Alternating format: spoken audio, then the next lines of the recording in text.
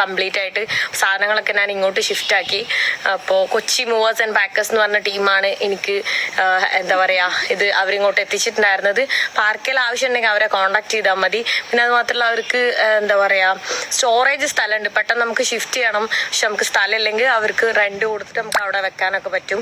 അങ്ങനെയുള്ള സൗകര്യമുണ്ട്. നല്ല ടീമാണ്. എൻ്റെ ഫ്രണ്ടിൻ്റെ ഒരു എന്താ പറയുക ഇതാണ്. അപ്പം അതുകൊണ്ടാണ് ഞാൻ ഈ വീഡിയോയിൽ പറയുന്നത് തന്നെ ആർക്കെങ്കിലും ആവശ്യമുണ്ടെങ്കിൽ ഉപകാരമാവും എന്നുള്ളൊരു രീതിയിൽ. കാരണം എനിക്ക് തന്നെ ഷിഫ്റ്റ് ചെയ്യാൻ വേണ്ടി നിന്ന സമയത്ത് ആരെ കിട്ടുമെന്ന് അറിയാതെ നിൽക്കായിരുന്നു. പക്ഷെ ഇതിന് മുന്നേ എനിക്ക് അവർ സൈക്കിളെല്ലാം അങ്ങനെ എത്തിച്ചു തന്നിട്ടുണ്ടായിരുന്നു എൻ്റെ ഫ്രണ്ട് വഴി. അപ്പൊ അങ്ങനെ ഇപ്പൊ ഞാൻ ഓർത്തത്.